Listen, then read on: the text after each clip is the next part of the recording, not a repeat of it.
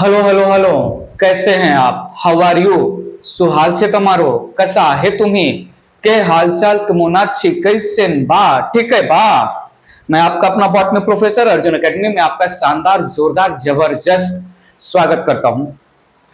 Previous video lecture में kingdom fungi से related हमने सेक्सुअल रिप्रोडक्शन स्टार्ट किया था।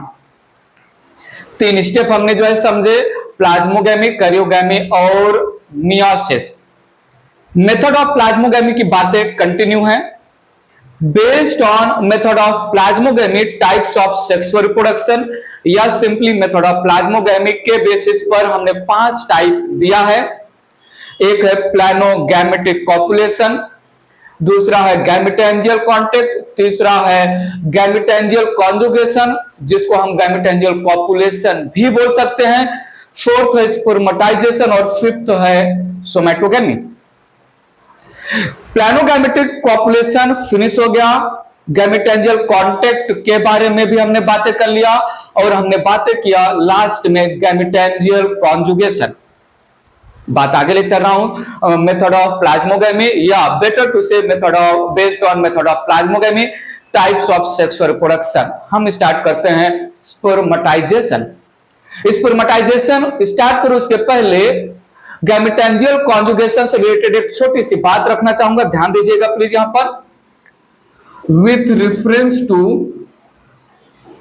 गैमेटेंजियल conjugation, gametangial conjugation main method of sexual reproduction in the member of zygomycetes. पर ध्यान दीजिएगा प्लीज, हमने बातें की थी कि 2 compatible Haifa of opposite strain आएंगे। दोनों compatible Haifa of opposite strain ये ट्राइस्पोरिक एसिड के इन्फ्लुएंस में एक दूसरे की तरफ लैटरल हाइफा प्रोड्यूस करेंगे जिसको हमने जाइगोफोर बोला था। लैटरल हाइफा लेटरली गैमेटेंजियम का फॉर्मेशन शो करेगा। 2 टाइप के गैमेटेंजियम यहां देखने को मिलेंगे, पॉजिटिव और निगेटिव गैमेटेंजियम। पॉजिटिव और निगेटिव गैमेटेंजियम इनिशियली मल्टी न्यूक्लिएट होते हैं, लेकिन एट द एंड केवल एक ही न्यूक्लियस उनके अंदर बचता है। ठीक है, एक ही न्यूक्लियस सर्वाइव करता है। सो ये 2 कंपैटिबल हाइफा ने बनाया है लैटरल हाइफा जिसको जाइगोफोर नाम दिया, और ये है पॉजिटिव और ये है निगेटिव गैमेटेंजियम। ठीक है, पॉजिटिव और निगेटिव गैमेटेंजियम। बात ध्यान दीजिएगा, आगे स्टोरी हम ले गए थे तो हमने बोला था positive and negative gametangium will conjugate, will unite और गैमेटेंजियम की आइडेंटिटी लॉस्ट हो जाएगी, जाइगोट बनेगा एक्सेट्रा। हमने प्रीवियस वीडियो लेक्चर में फिनिश कर दिया है। यहां पर मैं बताना चाहूंगा कभी कभी क्या होता है, positive and negative gametangium without fusing, positive and negative gamitangium without participating in conjugation they fall down। और I need your attention, ये जो पॉजिटिव और निगेटिव गैमेटेंजियम है ये श्योरली हैप्लॉइड होंगे क्योंकि मेन बॉडी हैप्लॉइड है। सो यहां पर स्टोरी मैं लिख रहा हूं, occasionally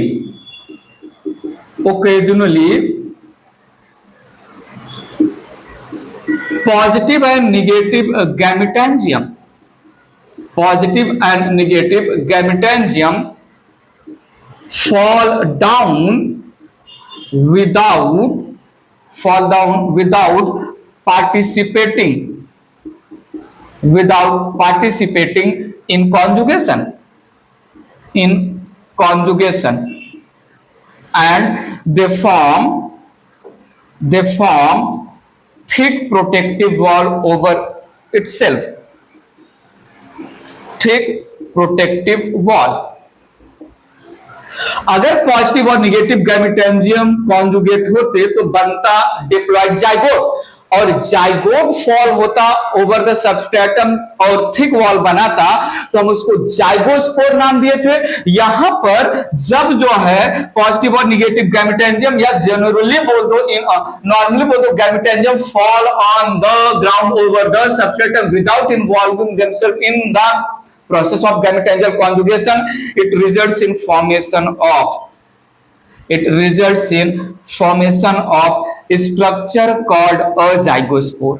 it results in formation of azygospore. बात ध्यान दीजिएगा, क्या बनाएंगे? अजाइगोस्पोर।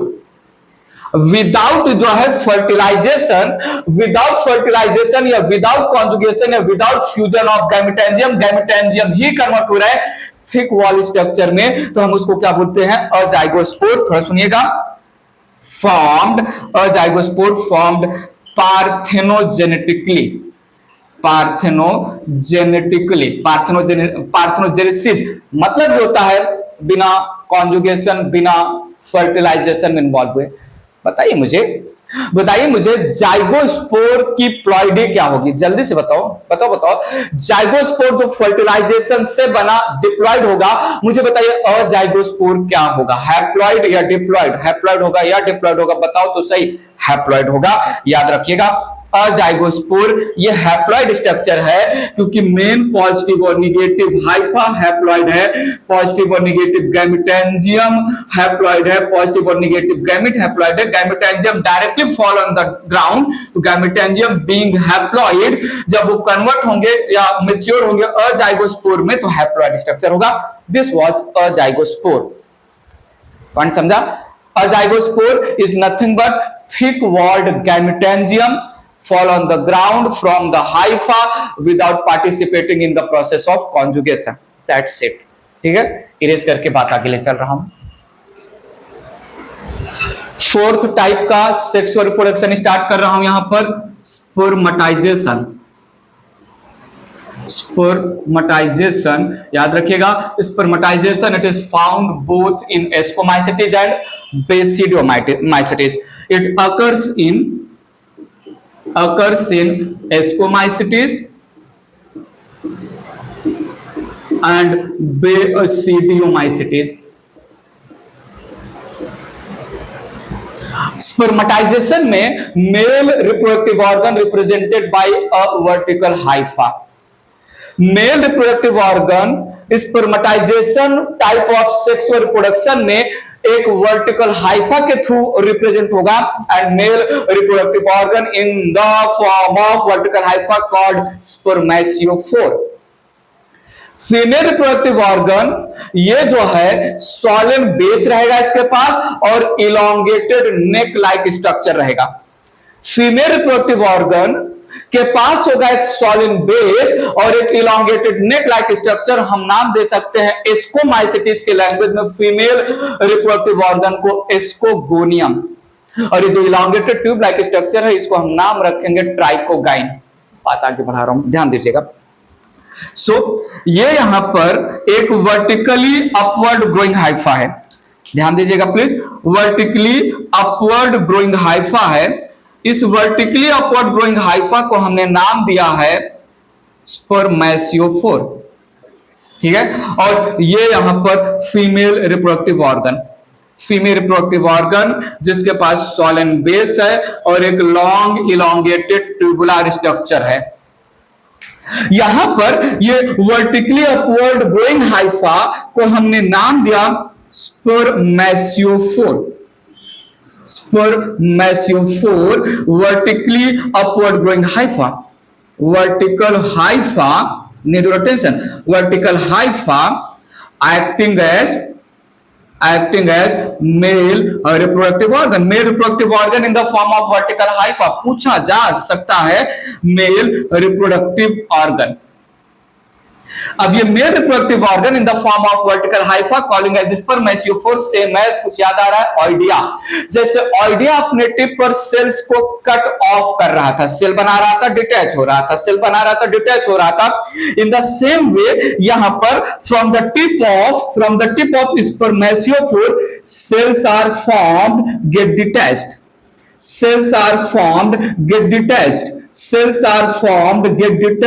So continuously cells produced over the tip of spermatophore get detached.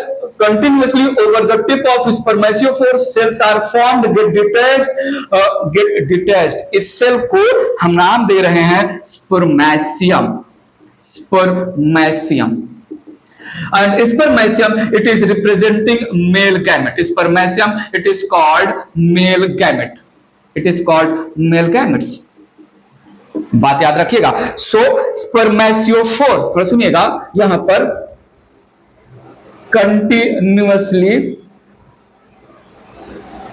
continuously cells are cut off at the tip of spermatophore.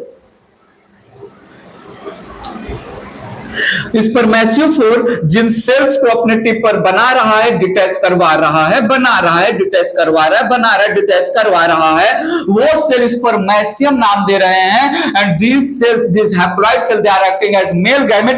इनका होगा ट्रांसपोर्टेशन, इनका होगा transportation over the female reproductive organ, जिसके बारे में हम थोड़ी देर में बात करने वाले हैं। So with the help of इधर विंड या फिर वाटर या फिर इंसेक्ट, ये ट्रांसपोर्टिंग एजेंट है insect. With the help of wind, water या insect, need your attention, spermatium transported to the receptive part of female reproductive organ. ध्यान दीजिएगा, इस स्ट्रक्चर को हमने नाम दिया फीमेल रिप्रोडक्टिव ऑर्गन।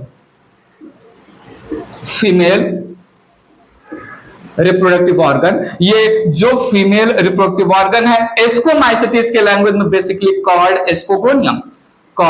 एस्कोगोनियम। ध्यान दीजिएगा प्लीज। इस फीमेल रिप्रोडक्टिव ऑर्गन के सॉलिड बेस पर प्रेजेंट है एक non motile stored food laden, rich in stored food egg cell. So ये हमने बना दिया यहां पर एग सेल का दूसरा नाम oosphere, का तीसरा नाम ओवम सेल है। And the long tubular structure, this long tubular structure representing receptive organ of the female reproductive organ, जिसको हमने बोला trichogyne. So long tubular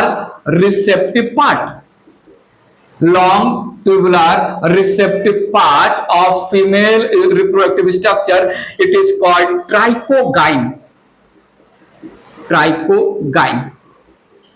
So with the help of either wind or water or insect, the spermatium which are produced continuously over the tip of spermatiophore, they are brought over the tricogyne. So they get attached with the tricogyne.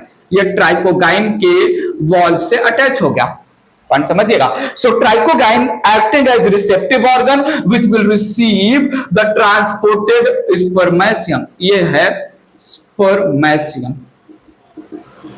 यहां तक की बात में कोई problem? Spermatia plural, spermatium singular. Now what will happen? The common wall between spermatium and the tricogyne get dissolved.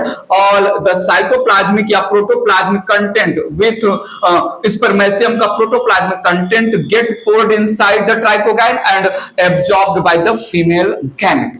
Results in formation of zygote. ये इतना point समझा, ये इरेज कर रहा हूं, आगे बात ले चल रहा हूं, ये इरेज कर रहा हूं। बात पर ध्यान दीजिएगा प्लीज। ये है female reproductive organ having solemn base, long tubular tricogyne, and at the base of the female reproductive organ there is single egg cell, female gamete, and with the help of agent like wind, water and insect, spermatium they get attached over the receptive part, जिसको हमने trichogyne बोला। सो ये यहां पर है egg cell. इस structure को हमने नाम दिया ट्राइकोगाइन। इस स्ट्रक्चर को हमने नाम दिया स्पर्मेशियम, और spermatium act as male reproductive organ. थोड़ा सुनिएगा। Common wall between spermatium and tricogyne dissolved, ठीक है। results in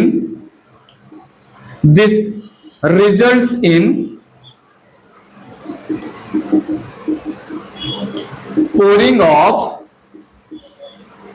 spermatium content, spermatium content में प्रोटोप्लाज्म बोल दूं, inside the trichogyne, inside the trichogyne, which laterally absorbed by female gamete, by egg cell, ठीक है, results in plasmogamy, एक cell जो absorb कर रहा है उसी को हम बोल रहे हैं प्लाज्मोगैमी। सो यहां पर अब आइए बात ध्यान दीजिएगा, ये यहां पर ट्राइकोगाइन है,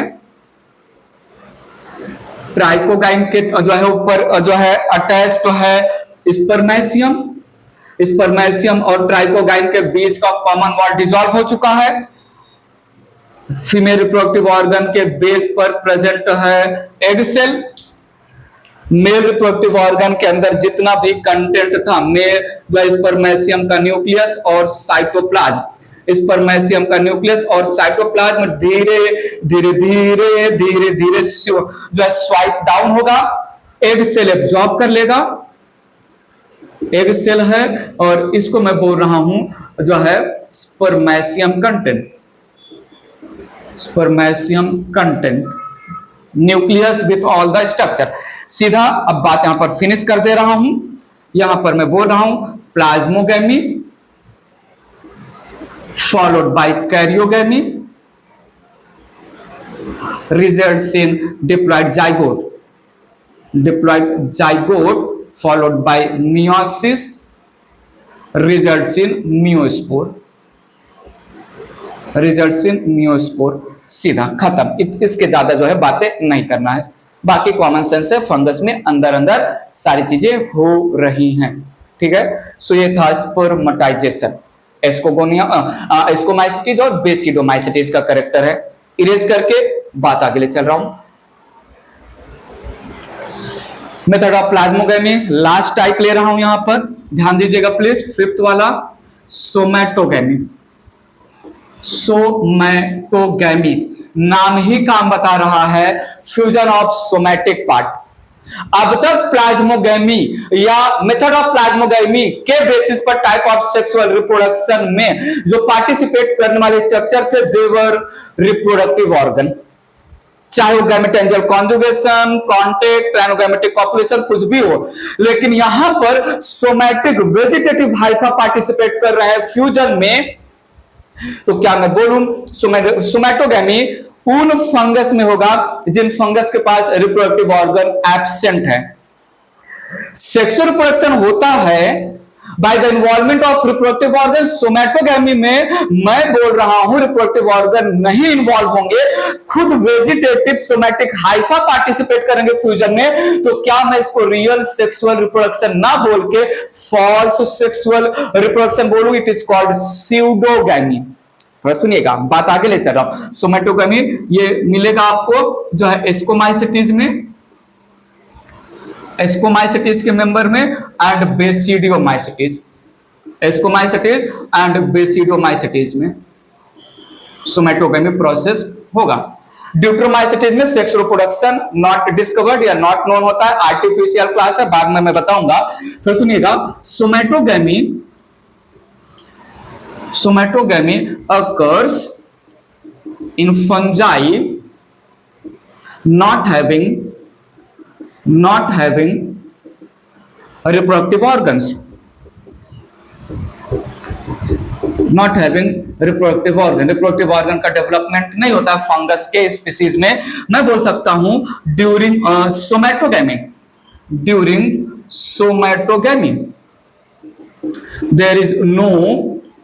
there is no involvement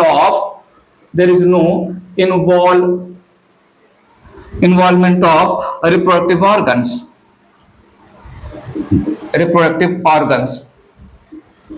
Instead somatic / vegetative hyphae,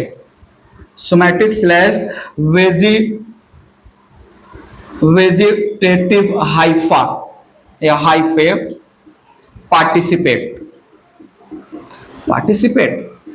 Thus can I say somatogamy also called, thus somatogamy also called pseudogamy, also called pseudogamy. False fusion है, फॉल्स फर्टिलाइजेशन है pseudogamy. फ्यूजन या फर्टिलाइजेशन बेसिकली रिप्रोडक्टिव ऑर्गन या reproductive unit या reproductive cells या sex cells के involvement से होता है, लेकिन यहां पर sex cell, reproductive organ, reproductive structure का कोई रोल नहीं है. डायरेक्ट पार्टिसिपेट करने वाले स्ट्रक्चर है थैलस के, फंगस थैलस के नॉर्मल हाइफा. बात समझा? बस समझा? ये इरेज करके डायग्राम के थ्रू पूरी स्टोरी समझते हैं सोमेटोगैमी. ठीक है, इरेज कर रहा हूं, तो ध्यान दीजिएगा प्लीज. यहां पर two different compatible mating hyphae, two different compatible mating hyphae belonging to even two different thallus, so I can say heterothallic type यहां पर पार्टिसिपेट कर रहे हैं. ध्यान देते रहिएगा, अच्छे से समझा रहा हूं यहां पर. सो दो कंपैटिबल हाइफा, दो कंपैटिबल मेटिंग हाइफा, एक को हम बोलेंगे पॉजिटिव और दूसरे को हम बोलेंगे negative, belonging to two different thallus. That means heterothallic condition हो जाएगा. That means heterothallic. ये मैं न्यूक्लियस बना रहा हूं डार्कली और आजू बाजू में साइटोप्लाज्म फिल कर दे रहा हूं. सो यहां पर यह है पॉजिटिव मेटिंग हाइफा और यह है निगेटिव मेटिंग हाइफा. मेटिंग मतलब फ्यूज करने वाले हाइफा. ठीक है, और यहां पर हेटेरोथैलिक कंडीशन मैं मेंशन कर दे रहा हूं. हेटेरोथैलिक बेसिकली होमोथैलिक भी हो सकता है. हेटेरोथैलिक कंडीशन, हेटेरोथैलिक कंडीशन जैसे ही मैंने बोला, आपको क्या इमेजिन करना है, क्या समझना है, दोनों पॉजिटिव मेटिंग हाइफा और निगेटिव मेटिंग हाइफा बिलोंग कर रहे हैं दो डिफरेंट नियरली ग्रोइंग थैलस को, और यहां पर ये दोनों प्राइमरी हाइफा हैं. बात पकड़िएगा, प्राइमरी हाइफा कुछ याद आ रहा है, हमने टाइप ऑफ हाइफा की बातें की थी. प्राइमरी हाइफा को हम और क्या नाम दे सकते हैं, मोनोकैरियोटिक मल्टीसेलुलर यूनिन्यूक्लिएट. पॉइंट समझा? ठीक है. सो ये प्राइमरी हाइफा, ये दोनों प्राइमरी हाइफा हैं मल्टीसेलुलर, दोनों प्राइमरी हाइफा हैं multicellular uninucleate. Uninucleate, multicellular uninucleate को हम और भी एक नाम देते हैं मोनोकैरियोटिक हाइफा. Monokaryotic Haifa. ठीक है. सो एस्कोमाइसिटीज या बेसिडोमाइसिटीज के मेंबर में, स्पीसीज में दो डिफरेंट थैलस को बिलोंग कर रहे दो डिफरेंट मेटिंग टाइप के हाइफा इन्वॉल्व हो रहे हैं सोमेटोगैमी में, और दोनों हाइफा मल्टीसेलुलर यूनिन्यूक्लिएट हैं जिनको हम प्राइमरी हाइफा, जिनको हम मोनोकैरियोटिक हाइफा नाम दे सकते हैं. स्टार्ट हुआ यहां पर सोमेटोगैमी, स्टार्ट हुआ यहां पर सोमेटोगैमी. ध्यान दीजिएगा, during somatogamy, both hypha, both positive and negative hyphae fused या united या attached lengthwise. दोनों के दोनों प्राइमरी हाइफा चिपको हो जाएंगे लेंथवाइज.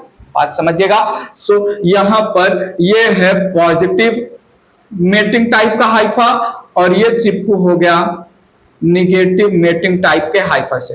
सो पॉजिटिव और निगेटिव मेटिंग टाइप के हाइफा लेंथ वाइज अटैच्ड हो गए. ध्यान दीजिएगा प्लीज, ये लेंथ वाइज अटैच्ड हो गए. मोनोकैरियोटिक कंडीशन है, मल्टीसेलुलर यूनिन्यूक्लिएट कंडीशन है. During somatogamy, the very first step is attachment या union of both positive and negative hypha lengthwise. Now what will happen? The common wall present between two hyphae, common wall dissolve हो जाएगा. That results in formation that followed by plasmogamy. That followed by plasmogamy. So यहाँ पर ध्यान दीजिएगा please, यहाँ पर मैंने बोला common wall get dissolve, common wall get dissolve followed by plasmogamy, followed by plasmogamy. Nuclei remain unfused, positive और negative के न्यूक्लियाई रिमेन अनफ्यूज्ड। कुछ याद आ रहा है? ऐसा कुछ हमने सेकेंडरी हाइफा के लिए बोला था। Secondary Haifa dikaryotic Haifa N+N Haifa वाला वीडियो देखिए, जिसको हमने इंटरमीडिएट स्टेज बोला था। मेन बॉडी तो प्राइमरी हाइफा कैरी कर रहा है। अब जो है लाइफ साइकिल आगे बढ़ी एस्कोमाइसिटीज और बेसिडोमाइसिटीज के मेंबर में, तो बीच में एक N+N स्टेज आने वाला है। Nuclei remain unfused. तो सुनिएगा, न्यूक्लियाई रिमेन अनफ्यूज्ड। अब बहुत इंपॉर्टेंट पॉइंट यहां पर मैं लिखने और बोलने और समझाने वाला हूं, ध्यान दीजिएगा। सो मैंने यहां पर ऐड किया, this results in formation of N+N Haifa, this results in formation of dikaryotic Haifa, this results in formation of dikaryotic Haifa. मेरी बात ध्यान से सुनिएगा, दो प्राइमरी हाइफा, दो मोनोकैरियोटिक हाइफा सोमैटोगैमी के समय लेंथ वाइज चिपके हुए, बीच का वॉल डिसॉल्व हो गया, दोनों के साइटोप्लाज्म फ्यूज हो गए, दोनों के न्यूक्लियस अनफ्यूज्ड हैं। This results in formation of single dikaryotic या N+N हाइफा। इस प्रोसेस को हम डाइकैरियोटाइजेशन भी बोलते हैं। कौन से प्रोसेस को डाइकैरियोटाइजेशन बोलते हैं? फॉर्मेशन ऑफ डाइकैरियोटिक हाइफा वाले प्रोसेस को। डाइकैरियोटिक हाइफा कैसे बन रहा है? कॉमन वॉल डिसॉल्व होने की वजह से। कभी कभी सोमैटोगैमी को हम इक्विवेलेंट टू डाइकैरियोटाइजेशन भी बोलते हैं। तो सुनिएगा, यहां पर process called establishment of formation of dikaryotic Haifa. This process जो पूरा मैंने यहां पर एक्सप्लेन किया, प्रोसेस कॉल्ड डाइकैरियोटाइजेशन, ठीक है। इसको हम मान सकते हैं इक्विवेलेंट टू सोमैटोगैमी। सोमैटोगैमी में हो रहा तो इसको हम सोमैटोगैमी का पार्ट मान सकते हैं, ठीक है। सो लेंथ वाइज यूनियन के बाद जो प्रोसेस हुआ उस प्रोसेस को डाइकैरियोटाइजेशन बोला। डाइकैरियोटाइजेशन रिजल्ट्स इन एस्टैब्लिशमेंट या फॉर्मेशन ऑफ N+N या dikaryotic Haifa. And how N+N या डाइकैरियोटिक हाइफा बना, बात समझा, कॉमन वॉल डिसॉल्व होने की वजह से। सो ये यहां पर कॉमन वॉल डिसॉल्व हो गया, दोनों हाइफा पॉजिटिव और निगेटिव हाइफा के न्यूक्लियस रिमेन अनफ्यूज्ड। इस ये हाइफा लाइफ साइकिल का इंटरमीडिएट स्ट्रक्चर रिप्रेजेंट कर रहा है। साइटोप्लाज्म फ्यूज हो गए हैं। अच्छे से यहां पर मैं ड्रॉ कर दे रहा हूं। ऐसे डायग्राम की तो तारीफ आप लोग करते नहीं हो, हमें तारीफ मांगना पड़ेगा आपसे। कितना अच्छा डायग्राम हम ड्रॉ करते हैं।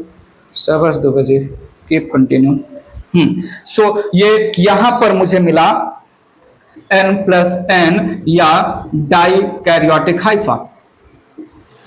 और ये डाइकैरियोटिक हाइफा जिस फेज में है, इस फेज को हम बोलते हैं dikaryophase. Dikaryotization results in N+N hypha का formation. Dikaryotization results in dikaryotic hypha का फॉर्मेशन, ठीक है। यहां पर ये दोनों रिप्रेजेंट कर रहे हैं अनफ्यूज्ड न्यूक्लियस, अनफ्यूज्ड न्यूक्लियाई। बात समझा? यहां तक में कोई प्रॉब्लम? पक्का। एस्कोमाइसिटीज और बेसिडोमाइसिटीज के मेंबर यहां तक की स्टोरी सेम रिप्रेजेंट करेंगे। एस्कोमाइसिटीज में भी दो डिफरेंट मेटिंग टाइप के हाइफा फ्यूज होंगे, डाइकैरियोटाइजेशन होगा, N+ same goes with basidiomycetes. यहां से एस्कोमाइसिटीज की स्टोरी अलग हो जाएगी, बेसिडोमाइसिटीज की स्टोरी अलग हो जाएगी। दोनों की स्टोरी को अलग अलग समझते हैं। ये मैं इरेज कर रहा हूं, ठीक है, ये मैं इरेज कर रहा हूं। बात समझिएगा मेरी, मेंशन कर दे रहा हूं यहां पर, टिल नाउ, अब तक, the steps in somatogamy, the steps in somatogamy are similar both in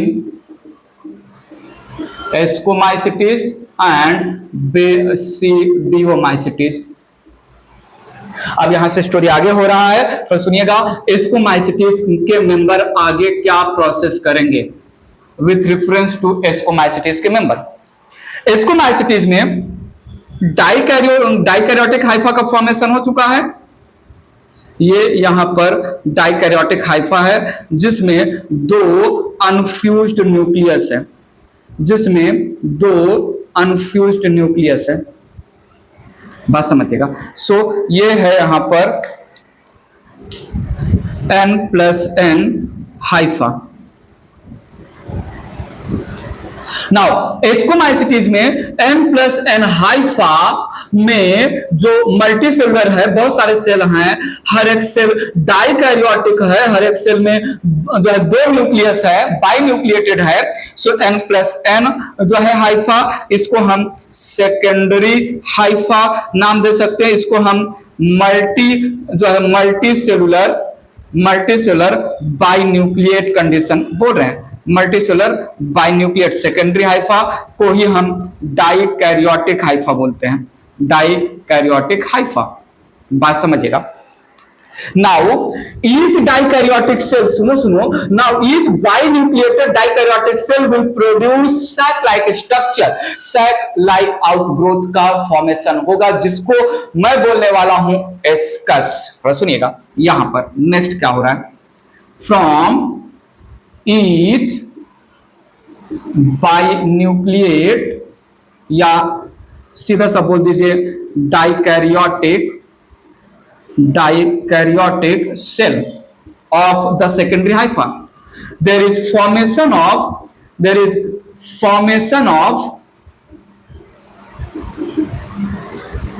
sac like outgrowth in which both unfused nuclei get transferred। बात समझिएगा, यहां पर हर एक डाइकैरियोटिक सेल से सैक लाइक आउटग्रोथ निकला, ध्यान दीजिएगा प्लीज, सैक लाइक आउटग्रोथ। इसकी वजह से हम एस्कोमाइसिटीज को सैक फंजाई भी नाम देते हैं। तो ये है sac like outgrowth. Sac like outgrowth में जो न्यूक्लियस हैं they get transferred, both nucleus जो पहले हाइफा के अंदर थे, अब ये न्यूक्लियस पहुंच जाएंगे इस सैक लाइक आउटग्रोथ में।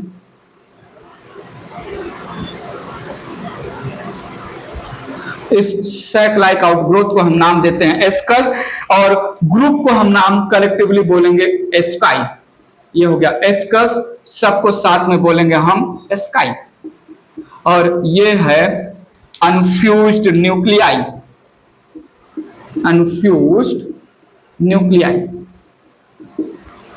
यहां तक क्लियर है, sac like outgrowth called ascus, ठीक है। इसकी वजह से सैक लाइक आउटग्रोथ फॉर्मेशन की वजह से एस्कोमाइसिटीज का कॉमन नेम सैक फंजाई होने वाला है। नाउ व्हाट विल हैपन, यहां पर होगा कैरियोगैमी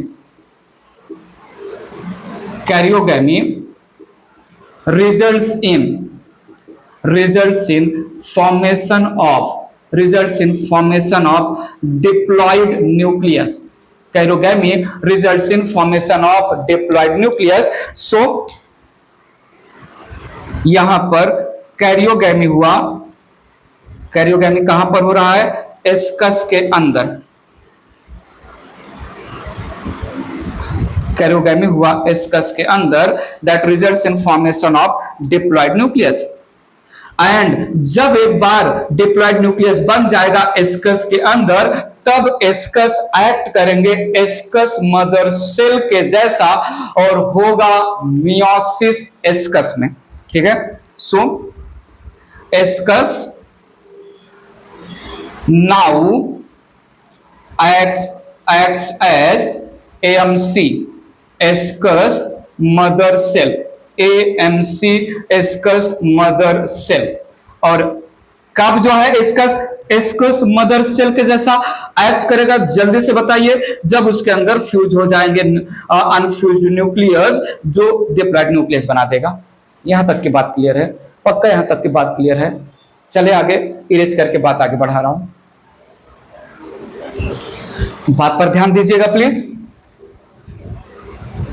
ये यहां पर एस्कस के अंदर फर्टिलाइजेशन या कैरियोगैमी हो चुका है, एस्कस के अंदर कैरियोगैमी हो चुका है, एस्कस के अंदर डिप्लॉयड न्यूक्लियस का फॉर्मेशन हो चुका है। नाउ एस्कस कन्वर्ट हो जाएगा या एक्ट करेगा एस्कस मदर सेल के जैसा। तो अब हम इसको बोलेंगे AMC, ascus mother cell. Ascus mother cell के अंदर because of fusion of M+N nucleus results in formation of diploid nucleus will go for free nuclear meiosis followed by together cytokinesis. So अब यहां पर होगा जो है मियोसिस, मियोसिस में free nuclear meiosis, free nuclear meiosis followed by together cytokinesis, membrane biogenesis भी बोलते हैं, together cytokinesis। सो यहां ध्यान दीजिएगा प्लीज, एस्कस मदर सेल के अंदर हुआ मियोसिस, एस्कस मदर सेल के अंदर हुआ मियोसिस, एस्कस मदर सेल के अंदर मियोसिस हुआ। मियोसिस क्या, डिप्लॉयड न्यूक्लियस ने पहले फ्री न्यूक्लियर मियोसिस के थ्रू बनाया 4 haploid nuclei. Free nuclear meiosis, meiosis results in formation of 4 cell, तो फ्री न्यूक्लियर मियोसिस है this results in formation of 4 haploid nuclei. और बाद में इन हैप्लॉइड न्यूक्लियस के अराउंड थोड़ा साइटोप्लाज्म कलेक्शन हुआ और मेम्ब्रेन का फॉर्मेशन हुआ। जैसे ही एस्कस के अंदर डिप्लॉयड न्यूक्लियस ने फ्री न्यूक्लियर मियोसिस करके 4 हैप्लॉइड न्यूक्लियाई बनाया, चारों हैप्लॉइड न्यूक्लियाई साथ में मेम्ब्रेन बायोजेनेसिस प्रोसेस के थ्रू साइटोकाइनेसिस किए। नाउ एस्कस के अंदर बन गए 4 हैप्लॉइड सेल। इन चारों हैप्लॉइड सेल्स को हम नाम देंगे, एस्कस के अंदर बन गए हैप्लॉइड सेल जिसको हम नाम देंगे एस्कोस्पोर्स। हेलो हेलो हेलो, समझा? ये बन गया यहां पर एस्कोस्पोर्स, ठीक है। सो एस्कस ही एस्कस मदर सेल है, कंफ्यूज मत होइएगा। और जो है अब यहां पर हमें मिला 1 2 3 4 जो है 4 haploid cells, 4 haploid cells called ascospores. बताओ, मुझे बताओ, एस्कोस्पोर्स एंडोजिनसली बने हैं या एक्सोजिनसली बने हैं? एस्कोस्पोर्स एंडोजिनस रिप्रेजेंट हो रहे हैं या एक्सोजिनस? एस्कस के अंदर बने ना, एस्कस के अंदर बने ना, तो एस्कोस्पोर थोड़ा सुनिएगा, एस्कोस्पोर से याद आया, एस्कोस्पोर बना कौन से डिवीजन से? एस्कोस्पोर बना कौन से डिवीजन से? मियोसिस से ना। इसके पहले हमने जूस्पोर, रेंजियोस्पोर, कोनिडिया, आइडिया, क्लेमाइडोस्पोर भी बनाया था, वो सब माइटोसिस से बने, तो उनको माइटोस्पोर बोला था। तो क्या मैं इनको मियोस्पोर बोलूं? मियोसिस हो ही रहा है। एस्कोस्पोर एंडोजिनस स्पोर या रिप्रेजेंटिंग एंडोजिनस मियोस्पोर, एंडोजिनस मियोस्पोर। बात यहां तक समझा? ठीक है। कभी कभी क्या होता है, कभी कभी वन मियोसिस, जनरली एक एस्कस में 4 एस्कोस्पोर, जनरली एक एस्कस में 4 एस्कोस्पोर, कभी कभी एक मियोसिस और एक माइटोसिस, एक meiosis results in 4 ascospore, 4 ascospore एक माइटोसिस करेंगे, results in formation of 8 asco. Point समझा? ठीक है, तो मेंशन करते हैं Generally, there are four scospores. Four scospores inside ascus. Inside ascus, generally, four scospores are present inside ascus. Sometimes meiosis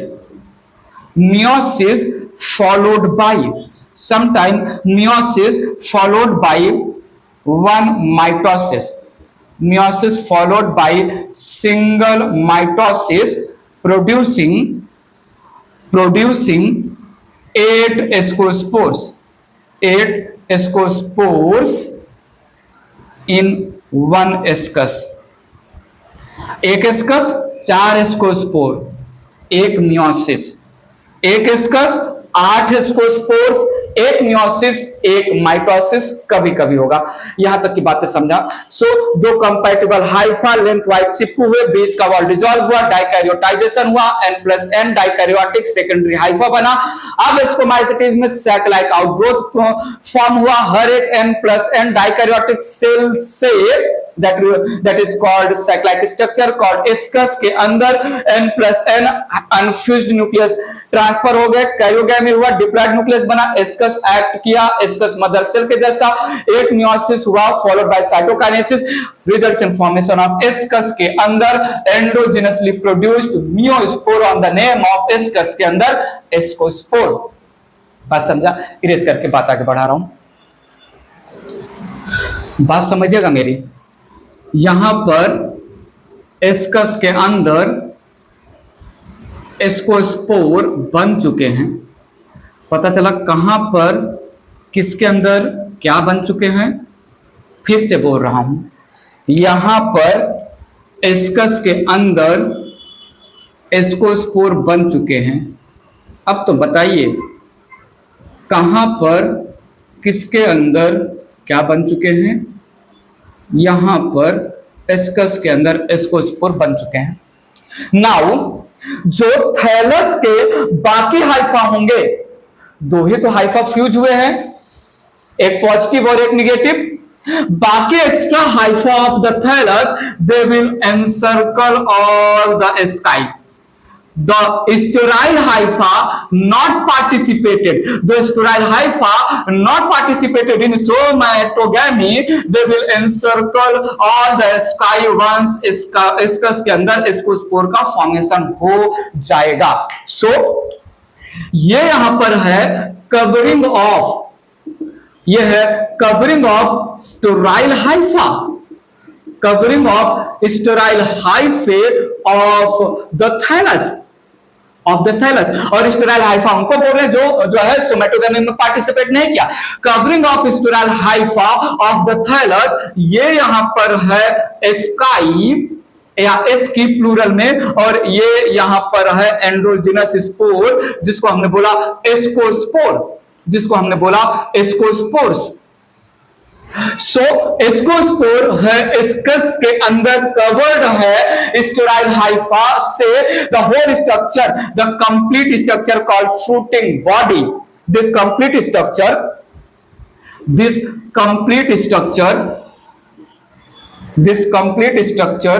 called fruiting body. This complete structure called fruiting body, and the name of fruiting body in the language of Ascomycetes called ascocarp. नाम रख रहे तो general नाम है. fruiting body is general name given to the structure where there is covering of sterile hypha, ascus and ascospore. Ascomycetes के language में तो इस fruiting body को called ascocarp.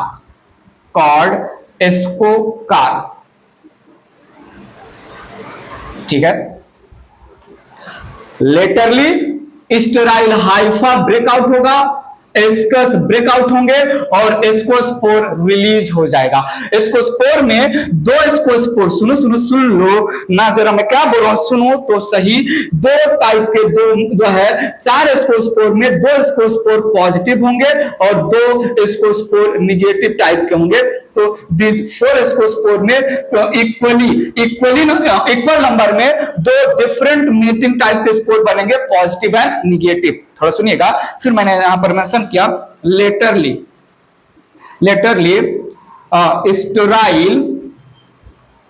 स्टेराइल लेयर्स, इसको हम कभी कभी जैकेट भी बोल सकते हैं। Breaks followed by breaking of ascus followed by release of ascospores, ठीक है। और एस्कोस्पोर में equal number of positive and negative ascospores form, ठीक है। और यहां पर एस्कोस्पोर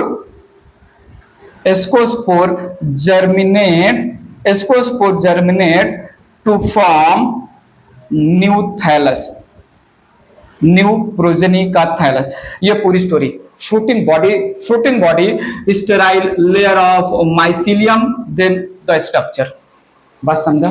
फ्रूटिंग बॉडी ऐसा ही कुछ स्ट्रक्चर बना था, नॉट एग्जैक्टली बट ऐसा ही समवेयर बना था जो है स्लाइम मोल्ड में भी, जहां पर हम फ्रूटिंग बॉडी को स्पोरोकार्प नाम दिए थे। पॉइंट समझा। ये इरेज करूं, यहां तक की बातें क्लियर है, इरेज कर रहा हूं, ध्यान दीजिएगा प्लीज। एस्कोमाइसिटीज में स्ट्रक्चरली डिफरेंट टाइप के एस्कोकार्प बनते हैं। सो यहां पर in ascomycetes structurally there are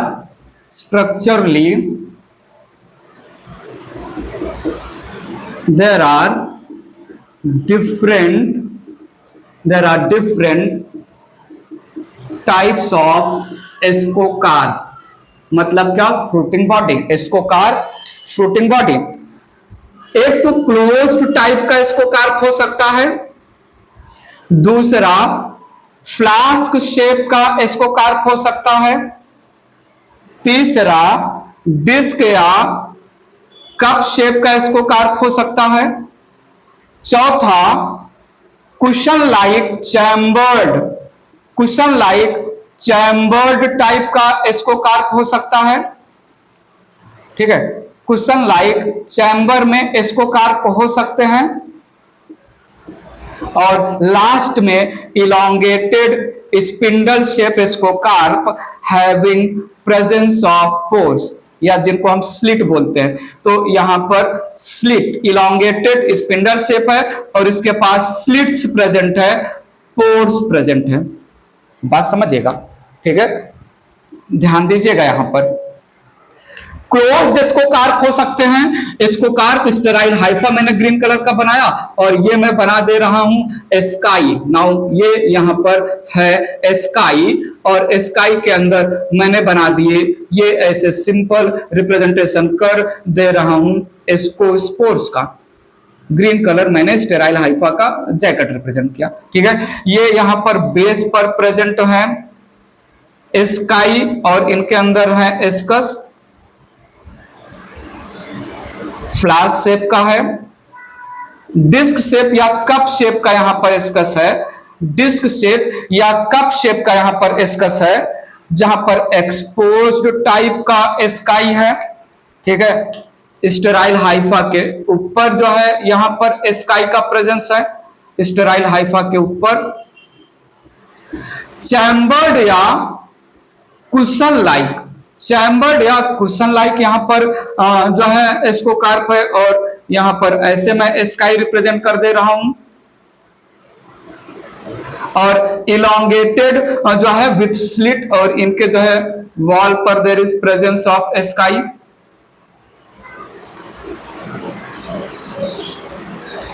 closed type के स्कोकार्प को हम नाम देते हैं cleistothecium, cleistothecium ascocarp. Flask shape को हम बोलते हैं पेरिथीसियम टाइप का स्कोकार्प।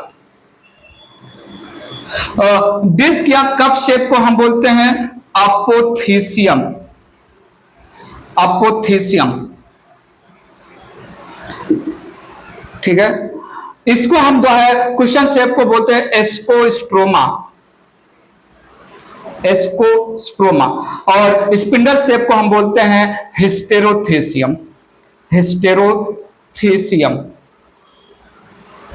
बात समझेगा, डिफरेंट टाइप के स्कोकार्प हैं। सो ये है यहां पर क्लोज्ड टाइप का ascocarp, closed type ascocarp. Perithecium flask shaped ascocarp. Apothecium ये डिस्क या कप शेप्ड स्कोकार्प है।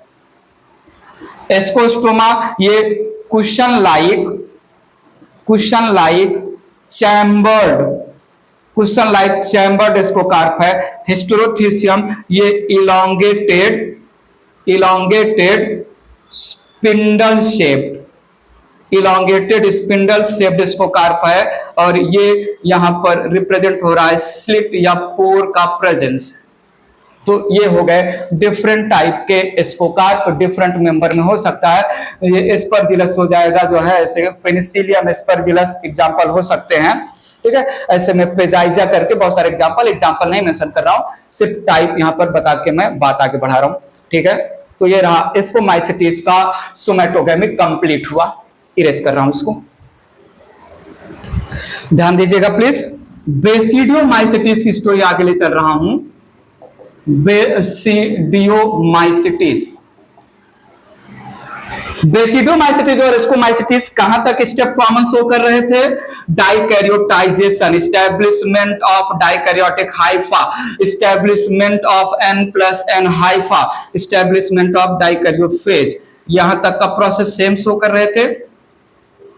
ठीक है, सो यहां पर हमें मिल चुका है बेसिडियोमाइसिटीज में N+N या बाई न्यूक्लिएट या डाइकैरियोटिक या जो है सेकेंडरी हाइफा। बेसिडियोमाइसिटीज में each binucleate cell, each N+N cell, they will produce they will produce club shaped outgrowth। इसलिए हम इसको क्लब फंजाई कॉमन नेम देने वाले हैं। यहां पर ध्यान दीजिएगा, मैंने मेंशन किया each N+N cell produces club shaped outgrowth, called basidium, in which unfused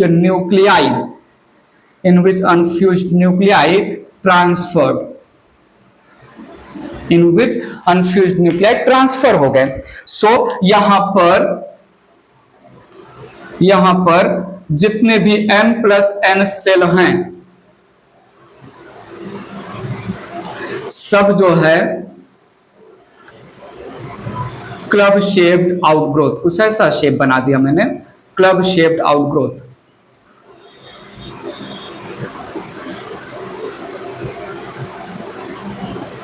ये क्लब शेप्ड आउटग्रोथ हो गया और इस क्लब शेप्ड आउटग्रोथ में अनफ्यूज्ड न्यूक्लियस ट्रांसफर हो जाएंगे और इस क्लब शेप्ड आउटग्रोथ को हमने नाम दिया बेसिडियम, सिंगुलर को, और प्लूरल को हमने नाम दिया बेसिडिया। ये एक को हमने बोला बेसिडियम, सारे को हमने बोला बेसिडिया। और ये यहां पर है अनफ्यूज्ड न्यूक्लियस या न्यूक्लियाई। नाउ बेसिडियम के अंदर होगा karyogamy followed by free nuclear meiosis followed by free nuclear meiosis followed by cytokinesis. समझेंगे अच्छे से। So each N plus N cell, each dikaryotic cell ने बनाया club shaped outgrowth. Club shaped outgrowth को basidium नाम दिया, जिसमें फ्यूज्ड न्यूक्लियाई ट्रांसफर हुए। नाउ होगा अब होगा सबसे पहले यहां पर karyogamy. Karyogamy results in diploid nucleus. Karyogamy results in diploid nucleus followed by free nuclear meiosis. यहां तक प्लीज जो है अच्छे समझिएगा, ये थोड़ा अजीब है। Free nuclear meiosis, free nuclear meiosis होगा। तो यहां पर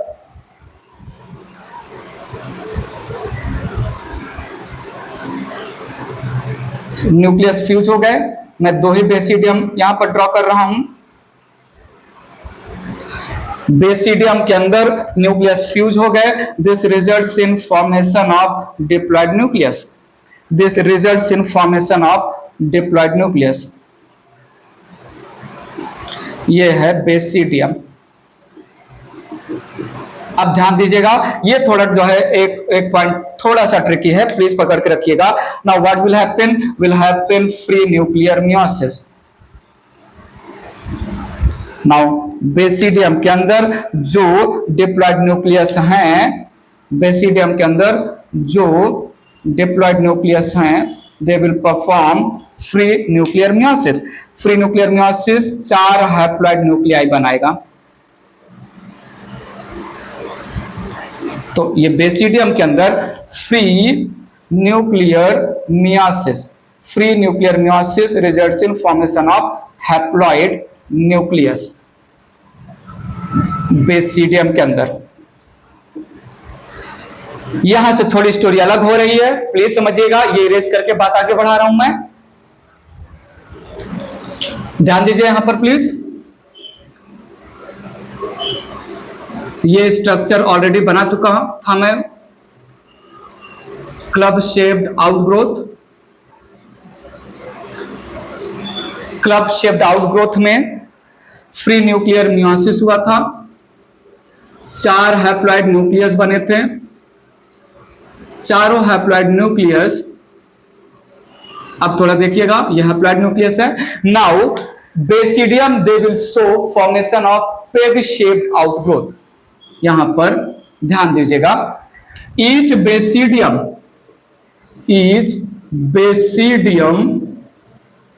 प्रोड्यूसेस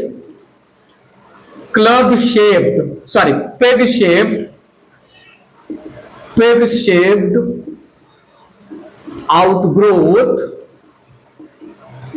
called स्टिग्माटा।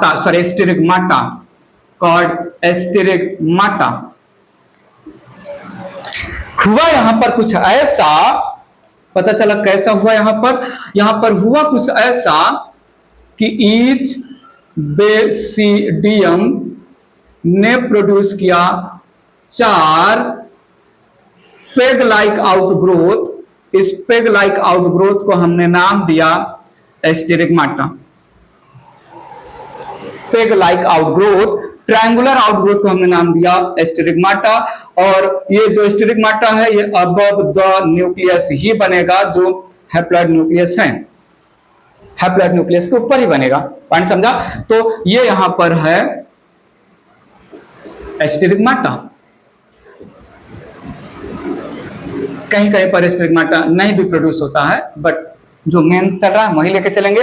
नाउ हर एक स्टिग्माटा के टिप पर सेल्स का फॉर्मेशन होगा, और उस सेल्स में हर एक टिप के स्टिग्माटा पर सेल बनेगा। उस सेल में हैप्लॉइड न्यूक्लियाई ट्रांसफर हो जाएंगे। बात समझिएगा। Over each स्टिग्माटा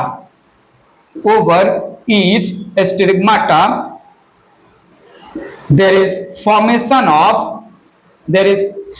of haploid cells. There is formation of cells या haploid cells.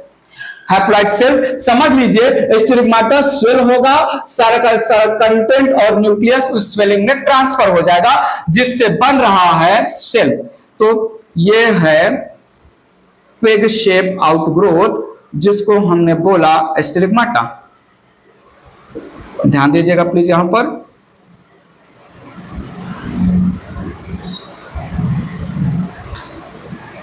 हर एक स्टिग्माटा के ऊपर बनेगा सेल का फॉर्मेशन होगा। इन सेल्स को हम नाम देने वाले हैं और इस सेल में जो हैप्लॉइड न्यूक्लियस थे दे गेट ट्रांसफर्ड। इन सेल को अब हम नाम देंगे स्पोर। क्या नाम देंगे? बेसिडियोस्पोर। स्टिग्माटा के ऊपर बना बेसिडियोस्पोर। तो ई है बेसिडियम और ई है स्टिग्माटा। स्टिग्माटा और ये सबके सब हैं बेसिडियोस्पोर। बताओ बेसिडियोस्पोर, बताओ जल्दी से बताओ। ये बेसिडियोस्पोर्स एंडोजिनस स्पोर हैं, बेसिडियम के अंदर बने हैं, या एक्सोजिनस स्पोर्स हैं, बेसिडियम के बाहर, बेसिडियम के बाहर बने हैं। ठीक है, सो एक्सोजिनस म्यूस्पोर, एक्सोजिनस म्यूस्पोर्स रिप्रेजेंट कर रहे हैं, एक्सोजिनस म्यूस्पोर्स रिप्रेजेंट कर रहे हैं। पॉइंट समझा? पॉइंट समझा? ये इतना स्टोरी क्लियर है। इरेज करके बात आगे बढ़ा रहा हूं। बात ध्यान दीजिएगा, यहां तक हम पहुंच चुके हैं। इरेज करने के बाद जो मैं डायग्राम बना रहा हूं वो डायग्राम पहले वाला ही, प्रीवियस वाला ही डायग्राम है, तो आपको बनाने की जरूरत नहीं है। दो बेसिडियम ले रहा हूं।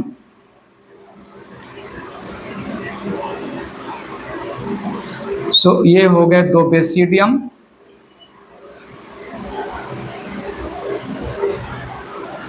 ठीक है, बेसिडियम के टिप पर बने हैं एक्सोजिनसली फॉर्म्ड बेसिडियोस्पोर। याद रखिएगा, बेसिडियोस्पोर एक्सोजिनस म्यूस्पोर है, एस्कोस्पोर एंडोजिनस म्यूस्पोर है। अब आगे वही सेम एस्कोमाइसिटीज की story. All the other sterile hyphae, all the other sterile Haifa of the thallus जो सोमैटोगैमी में पार्टिसिपेट नहीं किए थे, वो सारे के सारे स्टेराइल हाइफा, वो सारे के सारे स्टेराइल हाइफा जिन्होंने सोमैटोगैमी सीरोगैमी में पार्टिसिपेट नहीं किया, इस स्टेज पर पहुंचते पहुंचते क्या करेंगे? एक प्रोटेक्टिव स्टेराइल कवरिंग बना लेंगे। ठीक है, तो ये है protective covering, protective covering of sterile hyphae. ठीक है, ये यहां पर है एक्सोजिनस बेसिडियोस्पोर्स, बेसिडियोस्पोर्स, और ये यहां पर है बेसिडियम, ये यहां पर है बेसिडियम। ठीक है, प्लूरल में बेसिडिया। द कंप्लीट स्ट्रक्चर जल्दी से बताइए क्या नाम देंगे? इस कंप्लीट स्ट्रक्चर को नाम देंगे हम fruiting body. The complete structure called fruiting body, नाम दिया हमने फ्रूटिंग बॉडी। और इस फ्रूटिंग बॉडी को in the language of basidiomycetes it is called this, the complete structure called fruiting body. ठीक है, known as basidiocarp, basidiocarp with reference to basidiomycetes, basidiomycetes. On maturity basidio, ये sterile Haifa का covering break होगा। स्टिग्माटा और basidiospore के बीच में water droplet का रिलीज होगा। वाटर ड्रॉपलेट बेसिडियम सॉरी स्टिग्माटा और बेसिडियोस्पोर के बीच में प्रेशर क्रिएट करेगा। That results in release of the basidiospore. Mention करते हैं यहां पर, तो सुनिएगा। On maturity, sterile hyphae break। ध्यान दीजिएगा, ड्रॉपलेट या वाटर ड्रॉपलेट बोलते हैं, या सिंपल कहीं कहीं पर ड्रॉपलेट है। Water droplet oozes between स्टिग्माटा and basidiospores. create pressure, water droplet create pressure, water droplet create pressure, results in release of basidiospore, release of basidiospore। ठीक है, तो basidiospore from the tip of जो है स्टिग्माटा release कैसे हो रहे हैं, स्टिग्माटा और बेसिडियोस्पोर के बीच में वाटर ड्रॉपलेट का ओजिंग हो रहा है अंदर से, और वो वाटर ड्रॉपलेट स्टिग्माटा और बेसिडियोस्पोर के बीच में प्रेशर क्रिएट करके बेसिडियोस्पोर को स्टिग्माटा के अटैचमेंट से डिटैच कर दे रहा है। Basidiospore fall on the ground. Again यहां पर दो पॉजिटिव टाइप के और दो निगेटिव टाइप के होंगे, मेटिंग टाइप। ठीक है, इसलिए हेट्रोगैमी भी हेट्रोथैलस टर्म यूज होता है। दो पॉजिटिव बेसिडियोस्पोर, दो निगेटिव बेसिडियोस्पोर। पॉजिटिव तो थैलस बनाएगा, निगेटिव थैलस बनाएगा। ये रहा यहां पर सोमैटोगैमी रिलेटेड टू बेसिडियोमाइसिटीज। बात समझा? सो क्लब शेप आउटग्रोथ की वजह से क्लब फंजाई बेसिडियोमाइसिटीज को नाम देंगे club shape outgrowth club shape outgrowth basidiomycetes में नाम दिया जाता है बेसिडियम, और सैक लाइक आउटग्रोथ की वजह से सैक फंजाई नाम देंगे इसको, माइसिटीज को। सैक लाइक आउटग्रोथ को हम एस्कस नाम देते हैं। एस्कोमाइसिटीज में सोमैटोगैमी में प्रोड्यूस होता है एंडोजिनस मियोस्पोर, नाम दिया एस्कोस्पोर, और बेसिडियोमाइसिटीज में सोमैटोगैमी के टाइम पर प्रोड्यूस होगा एक्सोजिनस मियोस्पोर, नाम देंगे बेसिडियोस्पोर। बात क्लियर है? पक्का क्लियर है? इरेज कर रहा हूं। सो किंगडम फंजाई से रिलेटेड अब तक हमने जनरल कैरेक्टर की बातें कर लिया, हाइफा के बारे में बहुत सारे बातें कर लिया, सेप्टम के बारे में बहुत सारे बातें कर लिया हमने, जो है बेस्ड ऑन हैबिटेट, कॉर्टिकोलस, कॉप्रोफिलस, अलग अलग टाइप का नाम दिया हमने, जो है यूकार्पिक, होलोकार्पिक की बातें की, वेजिटेटिव, असेक्सुअल और सेक्सुअल रिप्रोडक्शन फिनिश किया। ठीक है, बेसिडोकार्प के टाइप नहीं है रिलेटेड टू बेसिडोमाइसिटीज। बात आगे ले चल रहा हूं, यहां पर मैं ले रहा हूं next heading classification, classification of fungi. Classification of fungi based on morphology of the mycelium. Mycelium कैसा है? बेस्ड ऑन जो है method of asexual reproduction and fruiting body. ध्यान दीजिएगा, ये बेसिस बहुत इंपॉर्टेंट है। Based on structure, based on structure या मॉर्फोलॉजी, बेस्ड ऑन स्ट्रक्चर या मॉर्फोलॉजी ऑफ हाइफे। आप हाइफे बोलो या ग्रुप ऑफ हाइफे को माइसीलियम नाम दे दो, comma method of spore formation, method of spore formation को हम नाम दे सकते हैं asexual reproduction and type of fruiting body, type of fruiting body. ध्यान दीजिएगा, जितने भी फंजाई अवेलेबल थे साइंटिस्ट ने पहले तो उनको दो ग्रुप, केवल ग्रुप में डिवाइड किया। साइंटिस्ट को देखा कुछ प्रिमिटिव लोअर फंजाई हैं और कुछ एडवांस डेवलप्ड फंजाई हैं। प्रिमिटिव लोअर फंजाई को यूमाइकोटा ग्रुप में रखा और एडवांस ट्रू फंजाई को उन्होंने यूमाइकोटा ग्रुप में रखा। ध्यान दीजिएगा, दो ग्रुप स्टैब्लिश किया, फंगस को दो ग्रुप में डिवाइड किया, ऊमाइकोटा और यूमाइकोटा, ऊमाइकोटा और यूमाइकोटा। ऊमाइकोटा बोल सकते हैं यहां पर, ऊमाइकोटा इट इज प्रिमिटिव लोअर, कभी कभी फॉल्स फंजाई भी बोलते हैं, फॉल्स फंजाई। और यू का मतलब यहां पर मीनिंग आ रहा है true advance developed fungi, true advance developed fungi इस ग्रुप में आ गए। ठीक है, सो पहले तो दो ग्रुप बनाए गए। ऊमाइकोटा में जितने भी प्रिमिटिव फंगस रखे गए, initially initially micro study of fungus को हम माइकोलॉजी MYCO, ध्यान दीजिएगा यहां पर study of fungi, study of fungi it is called mycology, mycology. और जो पढ़ते हैं साइंटिस्ट को माइकोलॉजिस्ट नाम दे सकते हैं। तो initially all the primitive fungi जिनको माइकोटा ग्रुप में रखा गया, इनके लिए एक ही क्लास एस्टेब्लिश किया गया और वो क्लास था phycomycetes. So mycota initially consist of initially consist of single class that is Phycomycetes,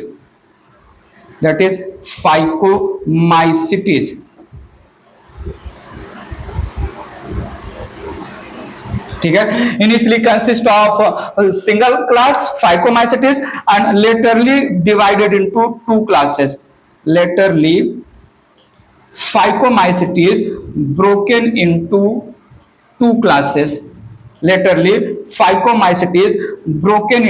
two classes, ठीक है।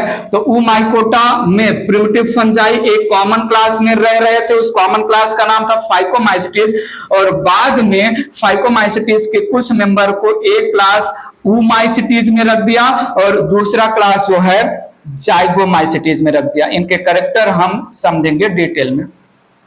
सो Oomycetes और Zygomycetes को कलेक्टिवली Phycomycetes भी बोला जाता है। Phycomycetes को ब्रेक कर सकते हैं Oomycetes और Zygomycetes। तो हम ऐसा भी बोल सकते हैं कि माइकोटा में दो क्लास है, Oomycetes और Zygomycetes, या इनिशियली एक ही क्लास स्टैब्लिश हुआ था। और एडवांस फंजाई को तीन क्लास में रखा गया। एडवांस फंजाई को जो है एस्कोमाइसिटीज में डाला गया, कुछ फंगस को बेसिडियोमाइसिटीज में डाला गया और कुछ फंगस को आर्टिफिशियल क्लास बनाया गया। एक आर्टिफिशियल क्लास, एक डस्टबिन क्लास बनाया गया जिसको हमने बोला deuteromycetes. By the way deuteromycetes class बनाने की जरूरत नहीं होती अगर फंगस में सेक्सुअल रिप्रोडक्शन डिस्कवर हो जाता। जिन फंगस में सेक्सुअल रिप्रोडक्शन नहीं डिस्कवर हुआ उन फंगस को फेंक दिया गया आर्टिफिशियल क्लास ड्यूटेरोमाइसिटीज में।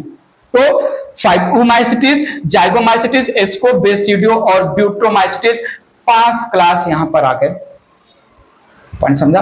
अब 1 by 1 कुछ 5, 6, 7, 8, 9, 10, 11, 12 जितने कैरेक्टर हम मेंशन कर पाएंगे, हर एक क्लास से रिलेटेड हम हर कैरेक्टर की बातें करेंगे डिटेल में, ठीक है। बाय द वे इस वीडियो लेक्चर में इतना ही। कैरेक्टर बहुत लंबा चौड़ा हो जाएगा, बहुत टाइम कंज्यूम कर लेगा, तो इस वीडियो को मैं यहीं पर खत्म करना चाहूंगा।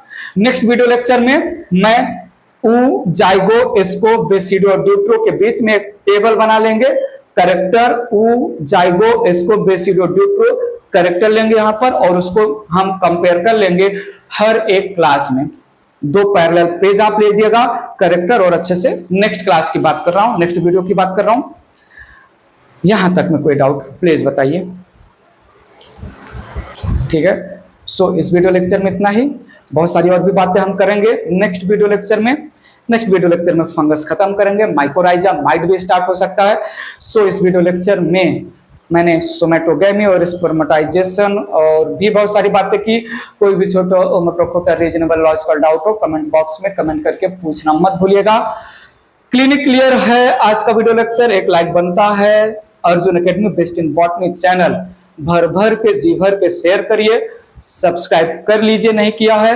फिलहाल के लिए, अभी के लिए bye bye, take care, thank you so much.